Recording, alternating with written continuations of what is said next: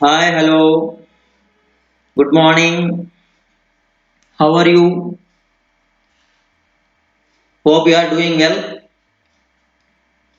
In the last class, I discussed lecture number 1 on basic principles in chemistry called as stoichiometry 1. Okay, so today we have the lecture number 2. I'm going to discuss. Okay, let us move on to the class.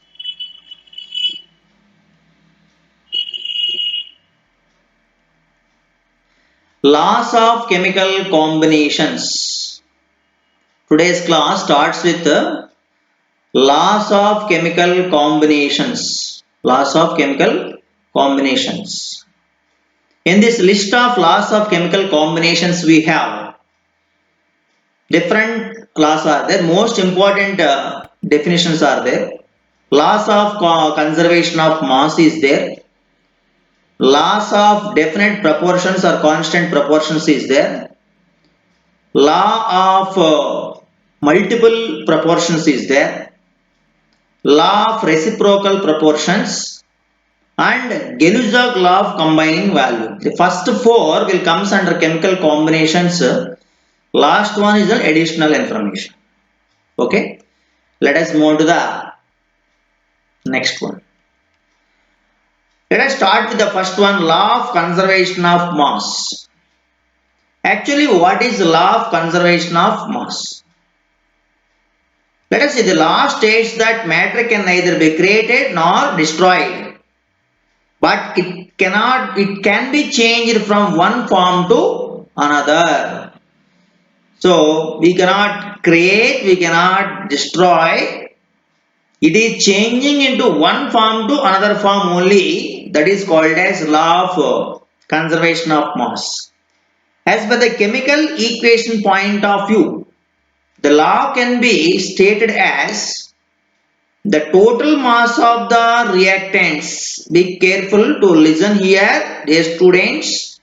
The total mass of the reactants is always equal to the total mass of the products formed during the chemical reaction. That means during the chemical reaction, whatever the total mass of the reactant is there, the total mass of the reactant is said to be always equal to the total mass of the products. That is called as law of conservation of mass. Actually, this law was proposed by Anthony Lavoisier in the year 1789. Way back 1789 has discovered this law. So, we got an information that law of conservation of mass is very simple, that left side and right side of the reactions mass is equal. Let us see an illustration. An illustration of law of conservation of mass. In this, we have a chemical equation is there. Carbon is said to combining with oxygen forms carbon dioxide. Here carbon solid, oxygen gas combines to give carbon dioxide is a simple chemical equation it is looking, but it is said to be happening at high temperatures. And in this reaction we have 12 grams of carbon is combining. Here how many grams of carbon is combining? 12 grams of carbon is combining with how many grams? 32 grams of oxygen from the equation to form 44 grams of carbon dioxide. As you know, 12 plus 32 is equals to 44. Very clear. So the total mass of the reactants is now equal to the total mass of the products. So this is a simple illustration of law of conservation of mass. Let us see the example. One example we will do it. What mass of NaCl would be decomposed when 9.8 grams of H2SO4 is taken? If 12 grams of sodium bisulfite is obtained, along with 3.65 grams of HCl was produced in the reaction. So, assuming law of conservation of mass is obeyed or not, we have to check it whether this is obeying law of conservation of mass or not. So, telling that NaCl, whatever NaCl is there, this NaCl is said to react with sulfuric acid, that is H2SO4, and after that it gives NaHSO4, they are telling NaHSO4 plus HCl. This is the chemical reaction they are telling is going to happen. In this chemical reaction, NaCl mass we don't know. Let us say X grams of NaCl is present. H2SO4 mass is given as 9.8 grams, and whereas sodium bisulfite sulfate is given as 12 grams in the question. HCl is given as 3.65 grams. So, if it follows law of conservation of mass, then what is actual this law is telling that X plus 9.8 grams will become equals to 12 plus 3.65 grams. So then, as you know, it is 15.65. Then what will be X? X is equals to 15.65 minus 9.8. You will get, it is 5, it is 8, it is 5. So 5.85 grams we got in this calculation. So that 5.85 grams of NaCl is the answer for this question. Okay. Hope you understand this question. Right. Let us move to the next law. This is called as law of definite proportions. Law of definite proportions. You can also call it as law of constant proportions also in this topic. So either law of definite proportions or law of constant proportions, both are said to be same in this study of this law of chemical combinations. Let us see what this law states. In this law, a given compound always contains same elements in a fixed proportion by mass irrespective of the method of preparation. That means a compound is nothing but a combination of elements. When a compound is obtained by combination of elements, after the formation of compound, what this law is telling that the elements mass proportion should be constant, or it is said to be a same number irrespective of the method of preparation. That means you can prepare the compound by using any method, but the proportion of mass irrespective of same elements are said to be present here. That means always it maintains constant proportion in the compound, whether the compound is obtained from any of the methods. Here, this law was proposed by Joseph Proust in 1806 has proposed this law. That's why we are having this much idea before study of this entire concepts. So earlier science is given this information law of definite proportions. Let us see what is there in this topic as a illustration. So we have an illustration is there, law for definite proportions. That illustration is telling that sodium chloride is obtained by two ways. You know how sodium chloride is said to be prepared. Sodium chloride is said to be prepared by two different methods. Here once they are telling it's a combination of sodium with chlorine. We can prepare sodium chloride, or else you can neutralize the sodium hydroxide with HCl. That is also another method of preparation of sodium chloride. Okay. These are the two methods we can prepare sodium chloride. So telling in one experiment there is 1.15 grams of sodium on reaction with the excess of chlorine, that is given 2.925 grams of sodium chloride they are telling. So you can observe if you take Na plus half Cl2 in this experiment, Na plus half Cl2, okay, you will get NaCl. Telling that there is 1.15 grams of sodium is taken, and finally it has given 2.925 grams of NaCl. So what is this excess of chlorine? We don't know. So you can easily find from the conservation of mass. So what is that entire difference is 2.925 minus 1.15, we got 1.775 from that experiment. So if you subtract 1.15 from 2.925, you will get 1.775 grams, that is chlorine. So what is the ratio of masses of sodium and chlorine?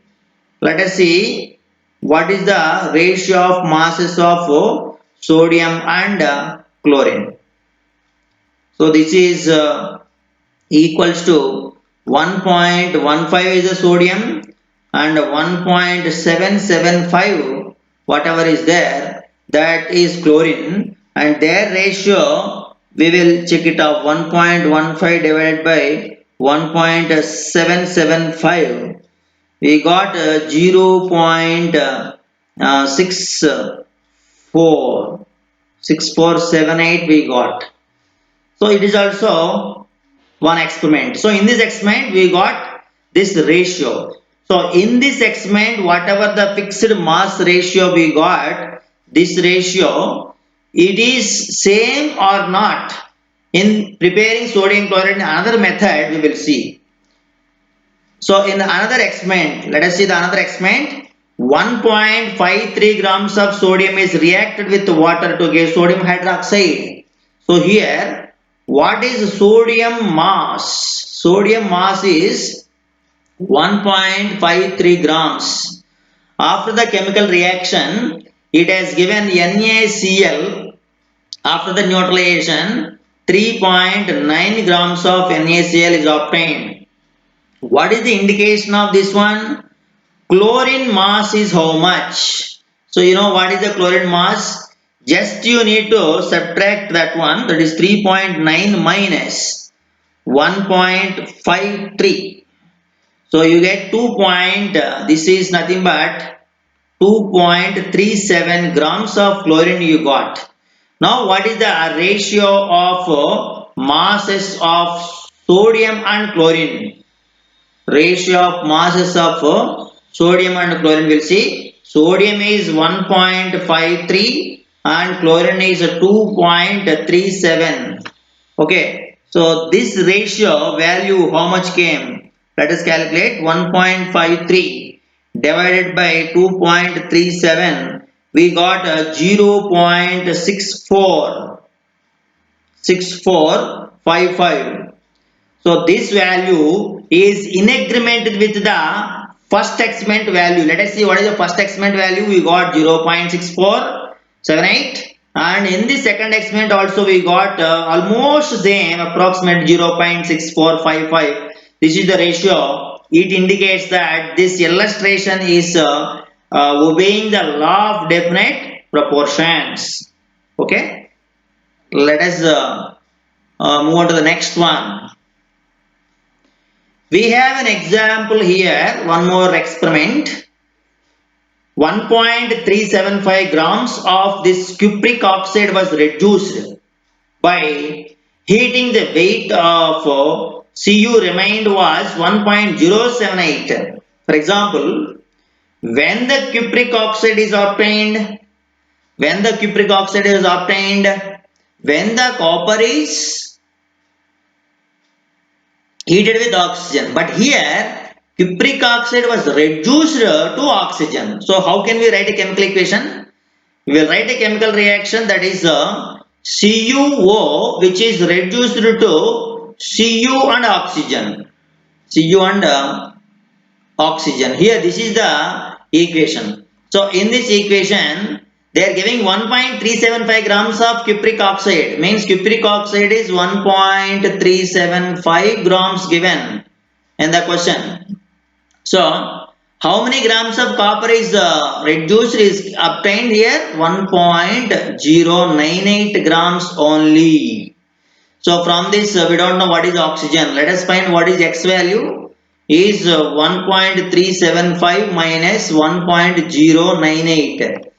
So check with this one, exact accurate value we have to find, that is 1.375 minus 1.098.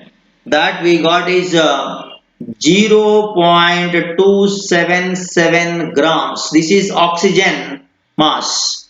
So in the question they are telling the another, whatever the another experiment is there, in the second experiment they have taken another 1.179 grams of copper dissolved in nitric acid and was converted into cupric oxide by ignition. So that also we will check it off, right? So before that, what is this first experiment ratio of masses? That means what is the mass of copper to that of mass of oxygen in the first experiment? We will see, that is 1.098 divided by 0.277. So this mass ratio in the first experiment, how much came, we will check it, that is 1.098 divided by 0.277. Here we got 3.96, 9638 and all we got. This is the first experiment.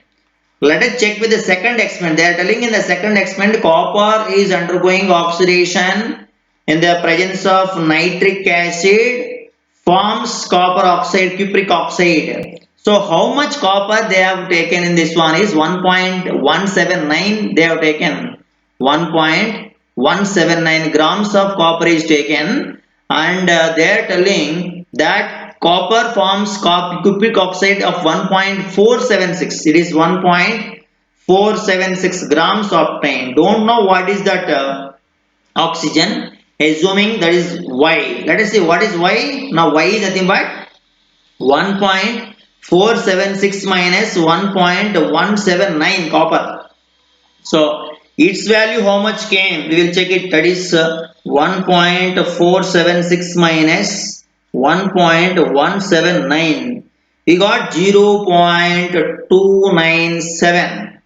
Now in this second experiment, we will find out what is the mass ratio. Mass of copper divided by mass of oxygen in this experiment is equals to, copper is 1.179 and this oxygen we got Y is 0.297.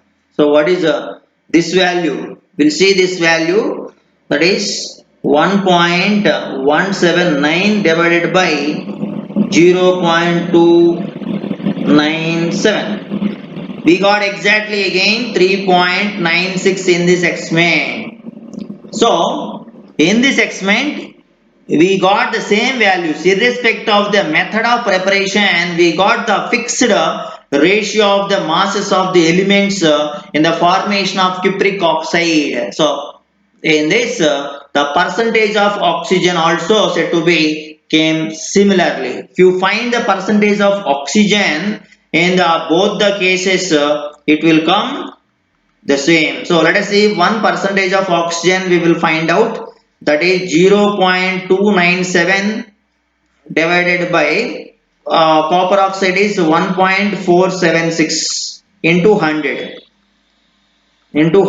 So if you check this one, 0.297 divided by 1.476, we got 20.8 1 2 is the percentage. So in both the experiments the percentage also came same. This indicates this law is that law was obeyed. Why? Because in the both experiments the percentage of oxygen came same. This law obeys the law of this definite proportions. Let us move to the next law.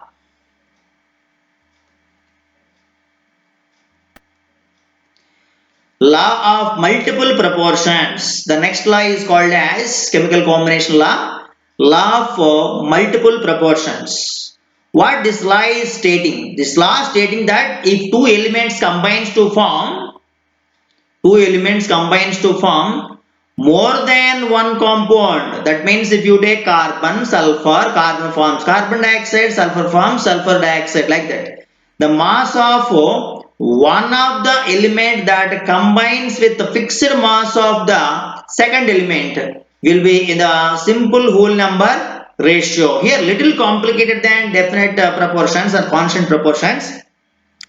That is nothing but the two elements should be different elements, but they should combine with fixed mass of the third element. Okay, then mass of one of the element that combines with the fixed mass of the second element in the simple whole number ratio.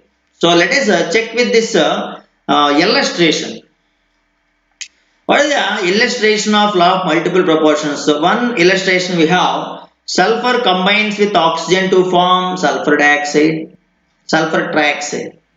As you know, sulfur dioxide SO2, sulfur trioxide is SO3. In this, the masses ratio came 1:1 in the case of sulfur dioxide. Why? Because sulfur atomic weight is 32, oxygen atomic weight is 16. So two oxygens in SO2 will become 2 into 16 is 32. So 32 is to 32 is 1:1 only. That's why they have given this is 1:1. SO3. So in the case of SO3, sulfur is 32, oxygen is 16 into 3 is 48. So it will become 2:3. So that's why is given 2:3. So what is this law is telling that multiple proportions. The ratio of masses of oxygen combines with the constant, that means fixed mass of this one of the element is how much? See what is the ratio of oxygens? Oxygen's ratio here, oxygen masses 32 is to 48. What is the ratio of oxygen masses? 32 is to 42. That is 2 is to 3. That means an element forms more than two compounds, but in that the element which is combining with the fixed mass of other element ratio will be simple multiples.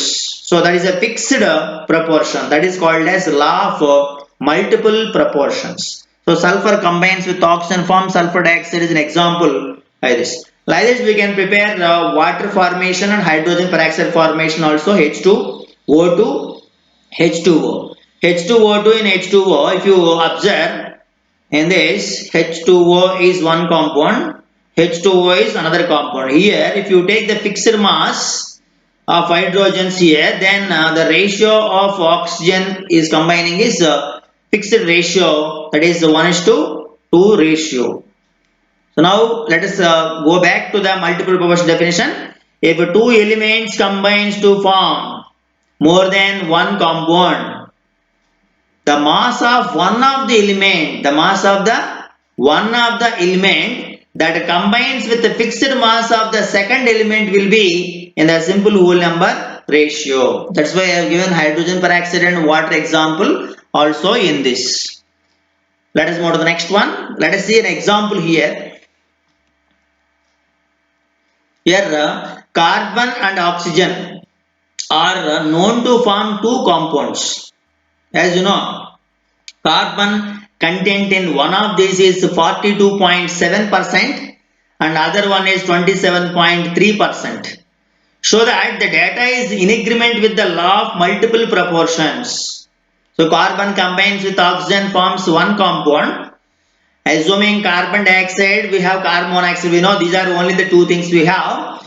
The ratio of the masses of that oxygen, if you find That will be the answer if it is matching with the exact law of multiple proportions. Let us see. We have two types of experiments. We will take one experiment. Experiment 1. Carbon combines with oxygen forms carbon monoxide. This is one thing. And the other experiment 2, if you write carbon combines with oxygen forms carbon dioxide. Let us see atomic weights of carbon. You know what is the atomic weight of carbon? 12. Oxygen is 16. 12 plus 16 is 28. So in this, what is the actual percentage of oxygen ratio? Oxygen is nothing but 16 by 28. So 16 by 28 exactly what is the percentage you got? 16 by 28 the percentage you got is 16 divided by 28. 0.5. So it is 57.14 we got. Okay. Now here we'll see what is the second experiment. We have 12 plus 32. So one oxygen is 16, two oxygens are there. That is total 44. Now what is the percentage of oxygen here? Here percentage of oxygen is 32 by 44 is how much? We'll see 32 by 44. Percentage we got is 72.7. So in this carbon percentage, like really they are given exact 27.31 value given exactly the same here also. Now in the first experiment we have 42.9 is there. Yeah, okay, this year also carbon percentage is 42.9 is there. So here assume this is 57.1. Now we will find the percentage of percentage ratio of these elements. So what is the ratio of masses of oxygen is nothing but the ratio of the masses of oxygen. Definitely in the first one we have oxygen ratio, oxygen value is 16. The second one we have oxygen value is 32. So it is 1 by 2. What is the ratio? 1 is to 2. So this percentage calculation whatever we have done, that is in agreement with the law of multiple proportions. Suppose if you do this type of experiments, definitely you can understand that law of definite proportions is matching with this one. Okay, so now the ratio of mass of combining with 1 gram of carbon oxygen ratio is 1 is to 2 km. Here we discussed with 12 grams. Here 12 grams is fixed mass. Here they are given 1 gram also will be the same. Okay. Let us move on to the next one. Law of reciprocal proportions. The next law is called as law of reciprocal proportions. Let us see this how this is different from the law of multiple proportions. Here telling that when two different elements, they are not told different elements in the case of law of the multiple proportions. Here they are telling when the two elements they are discussed in that. But here when two different elements they are discussing, two different elements combined separately with the fixed mass of the third element. If you take x, y, z, if x plus x and y separately reacted with z, then that we can assume as law of reciprocal proportions. Third element, then the ratio of masses of which they do so will be the same or some simple multiple mass of ratio in which they combine with each other. So it is proposed by Richter 1792, way back 250 years back only, this was proposed by Richter. So it is also one of the important chemical combination. Illustration based on law of reciprocal proportions. Illustration. We will start thinking about a separately every reaction. Carbon combines with hydrogen. So you know carbon combines with hydrogen. C plus 2H2 gives rise to CH4. It forms methane. And the mass ratio of carbon hydrogen is how much? So carbon is 12 here. One hydrogen is 1. There are 4 hydrogens are there. So 4. 12 is to 4 means it is nothing but ratio is 3 is to 1. Moving on to the next element. So carbon is different, sulfur is different. Sulfur combines with hydrogen to form H2S. So sulfur combines to form hydrogen. S plus H2 gives rise to H2S. I am writing in that. Sulfur is 16, sulfur is 32. Sulfur is 32, hydrogen is 1. So 2 hydrogens 2. 32 is to 2. Nothing but the ratio is 16 is to 1. So let us observe. Carbon combines with hydrogen, methane formation happened, and sulfur combines with hydrogen forms H2S happened. But here there is no fixed mass of any element in these two equations we have.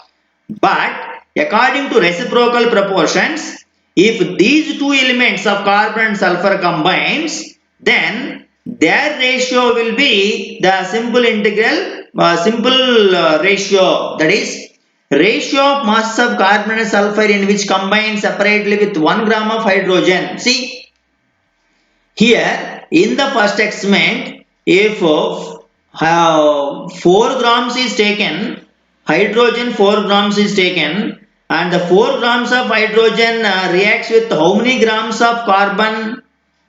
That is nothing but 12 grams of carbon. But if the hydrogen mass is 1 gram, then what is the mass of carbon in the first experiment? You can find X is equals to 12 by 4. 12 by 4 is how much? 3. So that ratio is 3. So you got X value is 3 in the first experiment. Let us see the second experiment. In second experiment we have hydrogen is there, sulfur is there. So in the hydrogen, in the second experiment we have hydrogen 2 grams is there reacting with 32 grams of sulfur. But as per this discussion, if you take 1 gram of hydrogen, that 1 gram of hydrogen reacts with how many grams of sulfur? Let us say, assume Y. Then what is Y? Y is equals to 32 by 2 is 16. Now you got here 3, here 16. So what is this ratio of these two experiments? That is X is to Y, that is 3 is to 16. Now reciprocal proportions is telling that if this carbon and sulfur combines, then their ratio also will be the same. That means sulfur and carbon now said to be combines in a chemical reaction, that is C plus H2 gives rise to CH2. They form carbon disulfide. In that carbon is 12, sulfur is 64. So what is their ratio? 12 is to 64. That is nothing but 3 is to 16. 3 is to 16. So now this is in agreement with the law of reciprocal proportions. Hope you understand what is law of reciprocal proportions. There are two elements are there. There the different elements are there. The different elements combines to form different compounds, but the ratio of their elements in the two experiments is equal to the ratio when they combine each other in another chemical reaction. So this is what we call it as law of reciprocal proportions, most important law of chemical combination. These are 4 law of chemical combinations we saw in this session. Let us see another one, the last one, Gay-Lussac law of combining volumes. So what is Gay-Lussac law of combining volumes is telling? When gases combines with each other to form a product, as you know, gases combines, automatically they will form products, but they do so in a simple ratio by volume, provided all gases are measured under same conditions of temperature and pressure.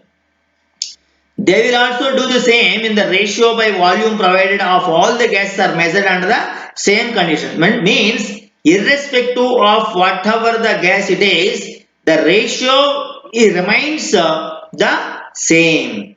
The conditions should be the same conditions. That time this combination law is said to be applicable.